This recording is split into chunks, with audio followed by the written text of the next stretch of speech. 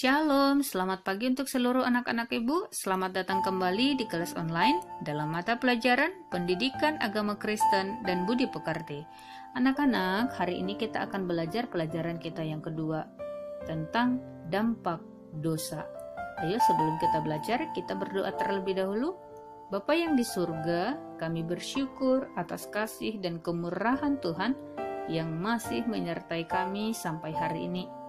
Ya Tuhan, sebentar lagi kami mau belajar. Berkatilah kami, berikan kesehatan dan kepintaran, supaya kami dapat belajar dengan baik. Dalam nama Yesus kami berdoa. Amin. Oke, langsung saja anak-anak kita mulai ya belajar materi kita yang kedua. Nah, materi ini penting untuk kita pelajari dan merupakan kelanjutan dari materi kita yang pertama ya, tentang mengapa manusia berdosa.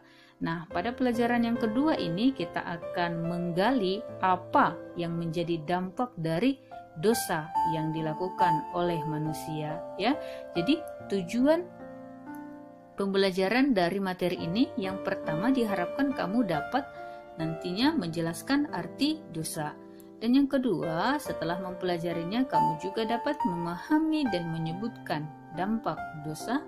Dan yang ketiga, kamu dapat mengakui keadaan manusia yang berdosa dan menyatakannya dengan membuat doa pengakuan dosa. Dan yang keempat adalah diharapkan kamu dapat menyatakan tekad untuk tidak berbuat dosa dengan menyanyikan lagu rohani dan menuliskan makna lagu tersebut ya. Nah, bahan bacaan Alkitab yang akan menolong kita memahami materi ini diambil dari kitab Kejadian pasal 4. Silahkan nanti kamu buka Alkitabmu dan juga baca ya. Nah, tetapi sebelumnya, ayo kita sama-sama menyimak cerita berikut ya. Pada suatu saat, Allah memberikan anak kepada Adam dan Hawa. Anak pertama adalah seorang laki-laki. Mereka menamainya Kain. Anak berikutnya juga seorang laki-laki. Mereka menamainya Habel. Kain bertumbuh menjadi dewasa dan bekerja sebagai seorang petani.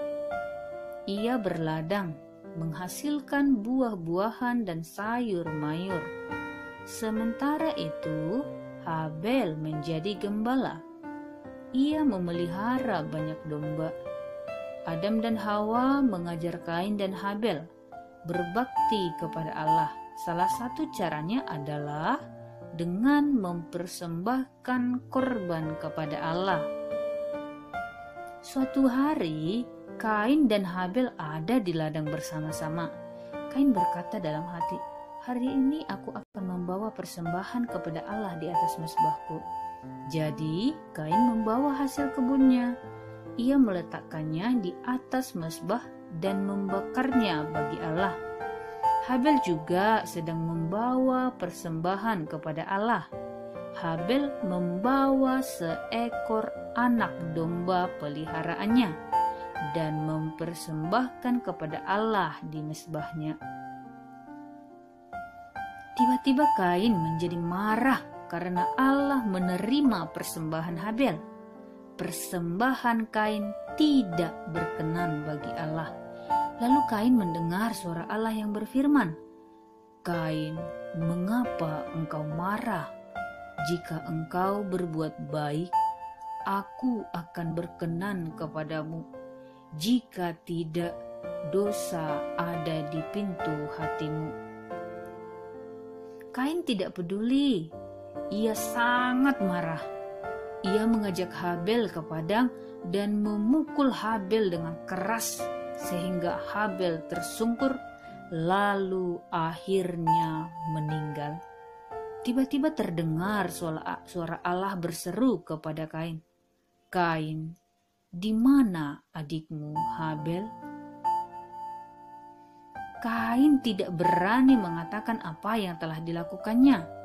Jawabnya, "Apakah aku harus menjaga adikku?" Tetapi Allah mengetahui apa yang telah diperbuat Kain. Allah mengetahui segalanya. Allah Allah berfirman kepada Kain, "Karena engkau telah melakukan dosa yang besar, ladangmu tidak akan pernah lagi memberikan hasil bagimu. Engkau akan mengembara kemana-mana, jauh dari rumah. Engkau harus mencari makananmu di sana-sini. Engkau akan menjadi pengembara." Lalu Kain ketakutan. Kata Kain, "Akan jadi apa aku ini? Jika aku pergi dan mengembara kemana-mana, seseorang akan menemukanku, lalu membunuhku." Tetapi Allah mengasihani Kain. Allah berfirman, "Aku tidak akan membiarkan siapapun membunuhmu." Jadi Allah membuat suatu tanda pada Kain agar tidak seorang pun membunuhnya. Lalu Kain meninggalkan rumahnya. Nah, anak-anak, melalui cerita dari Kejadian pasal 4 ayat 1 sampai dengan 16, kita memahami bahwa sifat-sifat Allah itu antara lain, yang pertama kita tahu bahwa Allah itu maha benar, ya. Ketika Allah menerima Habel dan persembahannya, ya, kita bisa melihat bahwa ini adalah merupakan salah satu sifat Allah yang maha benar, ya. Nah, yang kedua, sifat yang kedua adalah bahwa Allah itu maha tahu, ya. Sebelum Allah bertanya kepada Kain, Allah sudah mengetahui bahwa Kain telah membunuh Habel, ya. Ini bisa kamu lihat nanti di ayat yang ke-10, ya. Nah, yang ketiga, sifat Allah yang maha suci, ya. Allah membenci dosa. Allah menghukum Kain sebab ia sudah berdosa, ya. Kamu bisa lihat di ayat 11 dan juga 12. Dan yang keempat, sifat yang keempat adalah bahwa Allah itu sumber rahmat. Allah menasihati Kain supaya dia berbuat benar dan beriman kepadanya. Seperti Habel, Allah tidak mengizinkan seorang pun membunuh Kain, ya. Kita bisa lihat di ayat yang ke-15, ya. Nah, untuk membantu kamu, ya, memahami dampak dosa berdasarkan cerita tentang Kain dan Habel tadi, jawablah 3 pertanyaan berikut. Ya, silahkan kamu kerjakan di buku tulis. Yang pertama, apa yang kamu pelajari dari cerita tentang Kain dan Habel? Ayo, apa coba? Nah, yang kedua, mengapa Kain membunuh adiknya Habel? Yang ketiga, apakah dampak dari dosa yang dibuat oleh Kain? Cukup jelas ya? Oke, kita lanjut. Nah, kita akan membahas bagian yang pertama tentang arti dosa, ya. Berdasarkan materi kita hari ini tentang dampak dosa, ya. Jadi pertama kita diantarkan dulu apa itu sebenarnya arti dari dosa. Menurut kamu apa itu dosa, ya? Nah, dosa adalah tindakan manusia yang melanggar kehendak Allah atau firman Allah. Hanya Allah yang berhak dan mampu mengampuni dosa manusia. Jadi dosa adalah tindakan manusia yang melanggar kehendak atau firman Allah, ya. Cukup singkat, ya. Nah, jadi siapa yang menyebabkan kita berdosa? Ya, seperti Kain tadi, siapa yang menyebabkan dia berdosa? Jawabannya adalah kita sendiri, ya. Sebab sifat jahat yang ada di dalam diri kita. Pertanyaan berikutnya, kepada siapa kita berdosa? Ya, kita berdosa kepada siapa? Kita berdosa terhadap Allah, sebab Dialah pencipta kita, ya. Jadi Allah adalah pencipta dan kita adalah ciptaan Allah, ya. Nah, misalnya jika kita mencuri barang teman atau mencuri uang orang tua kita telah berdosa terhadap mereka. Namun, kita harus ingat bahwa ketika kita berbuat dosa terhadap teman atau orang tua, kita juga berdosa terhadap Allah. Sama seperti Adam dan Hawa waktu mereka melanggar peraturan Allah, ya. Nah, Kemudian, mengapa manusia berbuat dosa? Ya, apa alasan manusia berbuat dosa? Ya, ternyata ada berbagai alasan yang melatar belakangi seseorang untuk berbuat dosa ya. Dosa tidak terjadi dengan cara tiba-tiba pada kita, tapi awalnya tumbuh sebagai bibit kecil di hati kita. Misalnya, iri hati atau cemburu, ya, dengki, amarah, serakah, angkuh atau sombong, keinginan untuk menguasai dan sebagainya, ya. Jadi ini adalah bibit kecil yang bisa tinggal di hati kita yang dapat memicu kita untuk melakukan perbuatan dosa, ya. Cerita tentang Kain yang membunuh adiknya dilandasi oleh perasaan iri hati. Karena Allah menerima persembahan Habel dan tidak berkenan atas persembahannya, Kain menjadi marah karena Habel ya diterima persembahannya oleh Allah ya, sedangkan dia sendiri tidak ya. Kain menjadi marah kepada Habel sehingga membunuh adiknya itu ya. Nah, orang yang membunuh akan mendapat hukuman yang pantas. Setiap orang yang berbuat dosa akan mendapat ganjarannya, seperti yang tertulis dalam Matius 5 ayat 21 sampai dengan 22 yang mengatakan, "Kamu telah mendengar yang difirmankan kepada nenek moyang kita, jangan membunuh. Siapa yang membunuh harus dihukum. Tetapi aku berkata kepadamu, setiap orang yang marah terhadap saudaranya harus dihukum.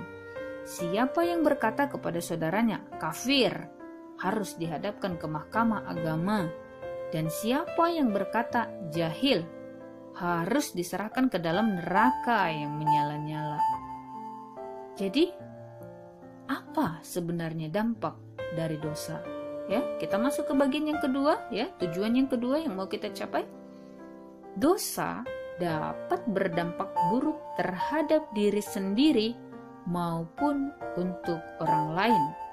Dampak buruk bagi orang lain misalnya, ketika kita menyakiti hati teman dan menimbulkan sakit hati serta siksaan kepadanya, akan menimbulkan kepedihan dan perasaan tersiksa yang berkepanjangan. Nah, sekalipun luka hati yang kita timbulkan itu tidak membuatnya bunuh diri, namun mungkin menimbulkan siksaan jangka panjang ya. Nah, sedangkan dampak bagi diri kita adalah dikejar-kejar rasa bersalah, perasaan tidak tenang, cemas dan tidak nyaman dan tidak damai ya. Nah, dampak yang lebih jauh dari dosa adalah penghukuman kekal.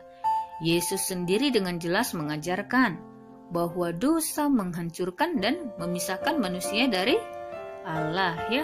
Nah, kisah tentang Kain yang membunuh Habel yang diceritakan dalam kitab Kejadian pasal 4 ayat 1 sampai dengan 16 menggambarkan perbuatan dosa. Ya, jelas ya, karena si Kain membunuh Habel ya. Kain membunuh Habel adiknya hanya karena amarah dan rasa iri terhadap Habel ya.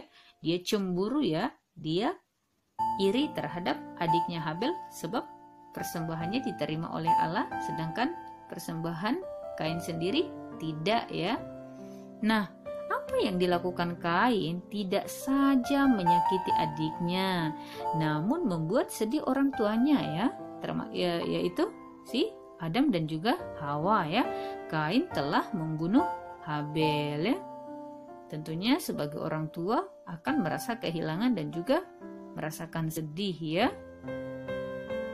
Membunuh sangat bertentangan dengan perintah Allah. Jelas ya, dampak perbuatan Kain bagi dirinya sendiri, ia merasa takut dan bersalah ya. Jadi baik diri kita, baik orang lain ya terdampak akibat dosa yang kita lakukan ya. Dampak bagi orang lain, Habel adiknya kehilangan nyawa dan orang tuanya merasa sedih. Oleh karena itu, Kain harus mengakui dosa-dosanya di hadapan Tuhan dan memohon pengampunan dari Tuhan ya. Allah memandang masalah dosa secara sangat serius. Bukan main-main ya. Kita kadang memandang enteng dosa. Ini sering ya. Saat kita berbuat dosa, kita selalu berpikir bahwa itu hanya masalah kecil, bukan persoalan besar ya. Contohnya berbohong itu ya. Kita menganggap bahwa berbohong itu adalah masalah yang kecil. Padahal itu pun merupakan masalah yang besar. Karena apa? Karena kita sudah berbuat dosa ya. Berbohong itu ya, ketika kamu ditanya oleh guru, apakah kamu mengerjakan PR-mu? Kamu katakan iya, ternyata tidak ya. Supaya kamu merasa aman dan juga merasa bebas dari hukuman ya, kamu terdorong untuk berbohong, yang kamu anggap bahwa berbohong itu bukan masalah yang besar ya. Ternyata dikatakan bahwa kita tidak boleh anggap enteng atau memandang enteng setiap perilaku dosa yang kita lakukan ya. Bahwa perbuatan dosa itu adalah merupakan persoalan atau masalah yang besar yang harus kita selesaikan ya, yang harus kita hilangkan ya. Nah, setiap dosa yang kita buat secara sadar atau tidak harus kita akui supaya hubungan kita dengan Tuhan dan sesama menjadi baik ya. Jika kita tidak mengakui dosa kita, maka kita akan dibayang-bayangi oleh rasa bersalah dan hidup kita tidak akan tenang. Nah, siapa yang dapat mengatasi dosa-dosa kita? Ya, siapa yang bisa menyelamatkan kita dari dosa-dosa kita? Dosa-dosa kita hanya dapat dibersihkan oleh Yesus, Anak Allah, yang dapat membersihkan kita dari segala dosa-dosa kita. Inilah satu-satunya jalan yang tersedia di muka bumi ini. Tak ada jalan lainnya ya. Nah, seperti yang ditulis dalam 1 Yohanes 1 ayat 7 sampai dengan 9 ya. Tetapi jika kita hidup di dalam terang, sama seperti Dia ada di dalam terang, maka kita beroleh persekutuan seorang dengan yang lain, dan darah Yesus Anaknya itu menyucikan kita daripada segala dosa. Jika kita berkata bahwa kita tidak berdosa, maka kita menipu diri kita sendiri, dan kebenaran tidak ada di dalam kita. Jika kita mengaku dosa kita, maka Ia adalah setia dan adil, sehingga Ia akan mengampuni segala dosa kita dan menyucikan kita dari segala kejahatan. Ya, nah untuk menghayati hidup yang terhindar dari dosa, silakanlah kamu jawab 3 pertanyaan berikut. Yang pertama, apakah kamu pernah terdorong oleh rasa amarah atau balas dendam? Hal apa saja yang dapat kamu lakukan agar tidak mudah berbuat dosa atau terhindar dari dosa karena rasa amarah atau dendam? Ya, cukup jelas ya. Apakah kamu pernah terdorong oleh perasaan marah atau balas dendam? Nah, apa yang kamu lakukan agar tidak mudah untuk berbuat dosa karena rasa amarah dan dendam tadi ya? Nah, yang kedua, seberapa sering kamu mengakui kesalahan atau dosa-dosamu ya? Yang ketiga, buatlah sebuah doa yang menyatakan pengakuan atas dosa-dosa dan memohon Roh Kudus untuk menolong kamu agar tidak jatuh ke dalam dosa ya.